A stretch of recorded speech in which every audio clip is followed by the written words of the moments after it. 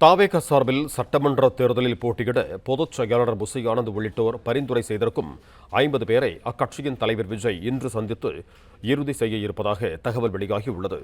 கூடுதல் விவரங்களோடு இணைகிறார் எமது செய்தியாளர் மகேந்திரன். வணக்கம் மகேந்திரன், உங்களிடம் இருக்கும் தகவல்களை சொல்லுங்க.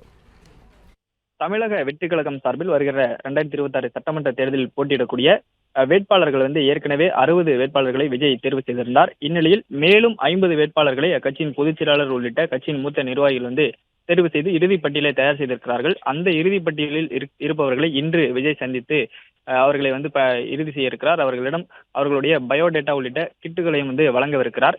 ஏற்கனவே 60 வேட்பாளர்கள் கடந்த மார்ச் 10ஆம் தேதி நடைபெற்ற நேர்காணலில் விஜய் இறுதி செய்து அவர்களை தொகுதியின் வேட்பாளர்களாக இறுதி செய்திருந்தார். இந்நிலையில் தான் இரண்டாம் கட்டமாக 50 வேட்பாளர்கள் இன்று வருகை தந்திருக்கிறார்கள். குறிப்பாக தருமபுரி, சேலம், ஈரோடு, கோயம்புத்தூர் உள்ளிட்ட பல்வேறு மாவட்டங்களிலிருந்தும் 50 சட்டமன்ற தொகுதிகளைச் சேர்ந்த வேட்பாளர்கள் இறுதி செய்யப்பட்ட வேட்பாளர்கள் பணியூர் அலுவலகத்துக்கு வருகை தந்திருக்கிறார்கள்.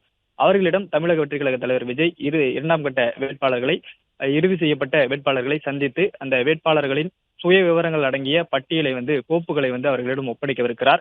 இதற்கு அடுத்து 3ஆம் கட்ட வேட்பாளர்கள் நேர்காணல் விரைவில் நடைபெறும் என்று தெரிவிக்கப்பட்டிருக்கிறது.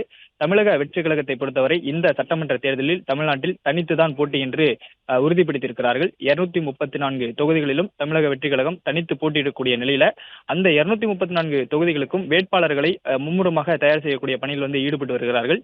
ஏற்கனவே 60 வேட்பாளர்களை விஜய் தேர்வு செய்திருக்கக்கூடிய நிலையில மேலும் இரண்டாம் கட்டமாக 50 வேட்பாளர்கள் இன்று தேர்வு செய்யப்பட இருக்கிறார்கள். இதற்கு அடுத்த கட்டமாக 3ஆம் கட்ட வேட்பாளர்களும் இந்த வார இறுதிக்குள் தேர்வு செய்யப்பட இருப்பதாக தகவல்கள் வெளியாகி இருக்கிறது.